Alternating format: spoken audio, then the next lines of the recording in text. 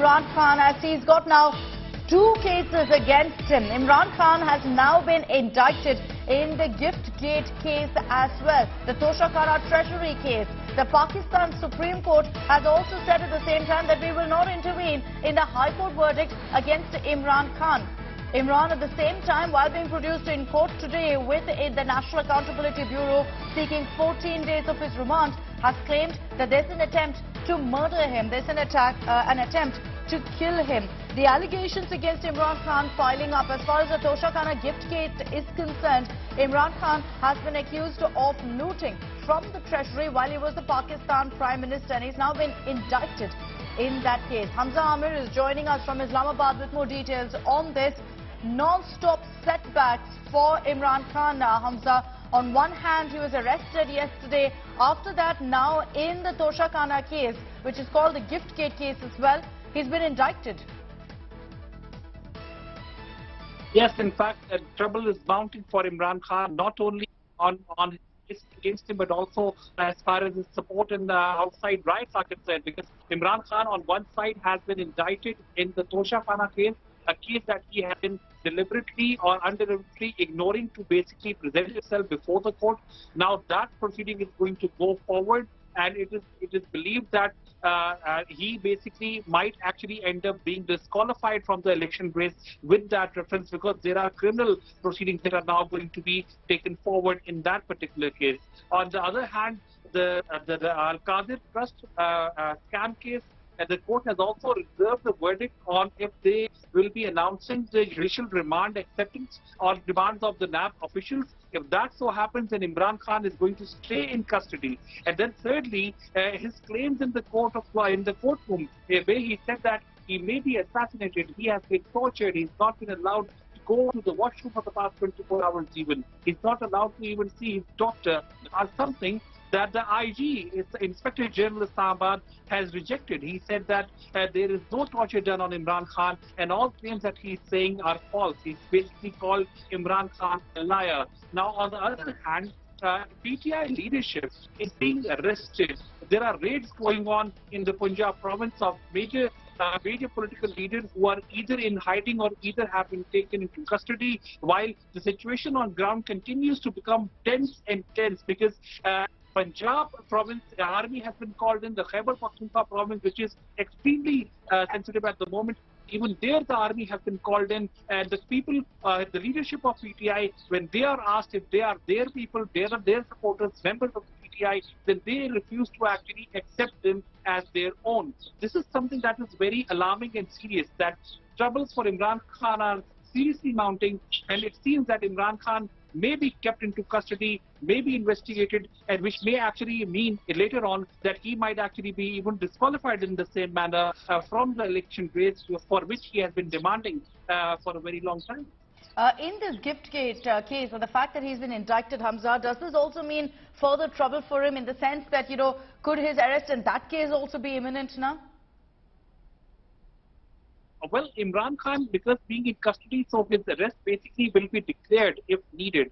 Imran Khan is currently in custody in another case as well. So I think that this might not be required, because he basically will be presented before the court whenever the court calls for him. But what is important is that Imran Khan in the Toshakhana case has been previously disqualified by the Election Commission of Pakistan, and the verdict of the Election Commission was that there will be criminal proceedings taken forward now after disqualification. And the same has been again reasserted today. So it will be criminal proceedings going forward. Imran Khan will be investigated on the gifts that he inherited, and without declaring them, he sold them off. All of these things actually are going to mount more trouble for Imran Khan. And as I said, they might actually end up seeing him disqualified from the election race going forward as well, and even as a party chief. There's also news coming in, and away from what's happening with Imran Khan, the fallout of his arrest, Hamza, there's news coming in of the Pakistan Prime Minister chairing an emergency meet, in all likelihood discussing the violence that's been unleashed on the streets of Pakistan. We're hearing the army has also been deployed in several parts of the country. What's the situation currently? Have things cooled down relatively compared to how it was hours ago? Well, it is in fact started to become more aggressive because there Okay. have been calls and time and locations specified by the Pakistan Tehreek-e-Insaf leadership and have been circulated to across their supporters to reach in different parts of major cities of Pakistan, including Lahore, Karachi, Multan, Islamabad, and Rawalpindi. And later today in the evening, where they want to launch a stage of protest. Now in Islamabad, they want to actually stage a protest outside the H11 sector where Imran Khan is present at the moment. And that area has been cordoned off, completely sealed down, and even the jammers are in place. So it might actually turn into a very bad confrontation. And not to forget, army is on ground now in the Punjab province, and the Rawalpindi city, the twin city of the capital, comes under the Punjab province. So basically, army is on ground, and they would ensure that the security is not taken, under challenge by these protesters. Adding to that, the PTI leadership also is under trouble because all of the PTI leadership, since the time we have been hearing news of arrest of senior political leaders of the Tehreek-e-Insaf party, other leaders have gone in hiding. So that is one other problem that is actually coming forward. But it certainly is aggravating and becoming more aggressive, especially in reference to Peshawar, where gunshots have been fired, where people have lost their lives. Even ambulances, local easy ambulances have been stopped, vandalized, patients been taken out, beaten like anything. So that situation is getting out of hand. And this is in the same reference why the government has also called in for an emergency meeting to discuss the security and the current political situation in the country going forward. Are there also questions, Hamza, on why the Pakistan army is struggling right now to bring the situation under control? They've been deployed now in several parts of Pakistan. Why wasn't this done earlier, especially when we saw the kind of violence, the chaos, the arson on the streets of Pakistan overnight? Well, this is the question, in fact, that many people are raising now, that why, when they knew that what happened yesterday, why aren't they allowed, the protesters being allowed to take to the streets and be as violent as they are today? And it seems that the establishment now basically is coming on ground, and the military deployment basically would mean that they would do whatever is needed necessary to engage and counter these violent protests from becoming as bad as they were yesterday. They would not allow security installations and state offices to be attacked, residences to be attacked of their offices, and I think that is where it will be taken forward too.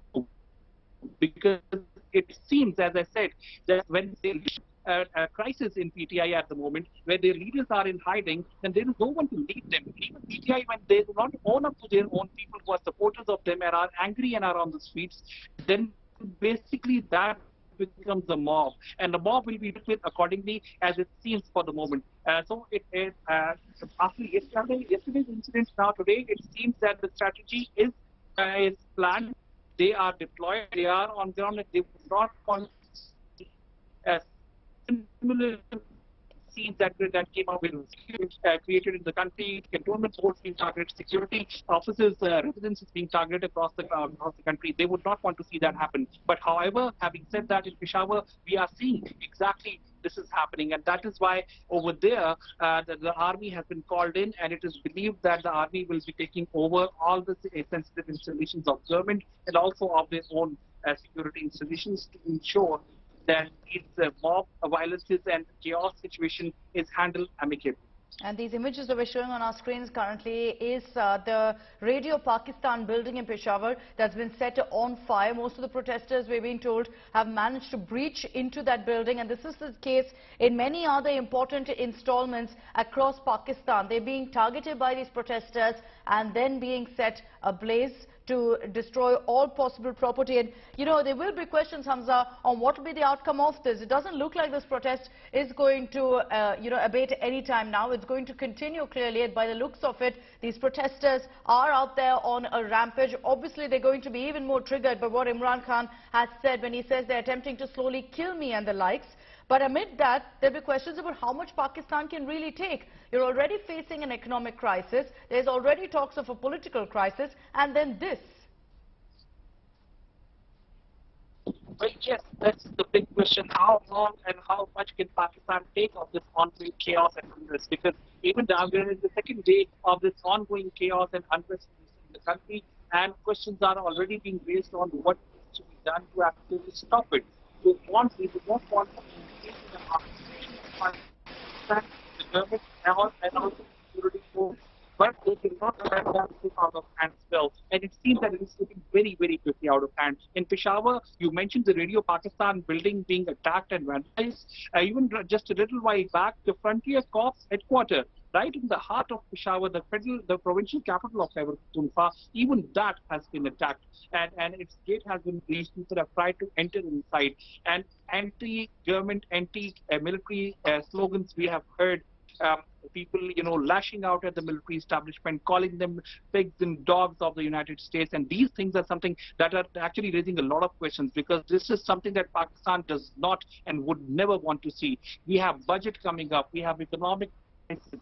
The IMF already has told Pakistan that this political unrest, political instability is one of the prime reasons for Pakistan's economic woes. So all of this is something that puts the country as a whole in a very desperate situation. And at this desperate venture, they cannot afford to see things getting from out of hand. So I think this is a strategy, as I believe that the government and the establishment has planned, that they would actually nab down on the leadership on Imran Khan. They would put them behind bars and leave their supporters leaderless and let them melt out or probably tire themselves out while they secure their important locations which should not be attacked. I think this is where probably the way forward that is being looked into, and I guess this is the same strategy that is going to be discussed in the government's emergency meeting as well.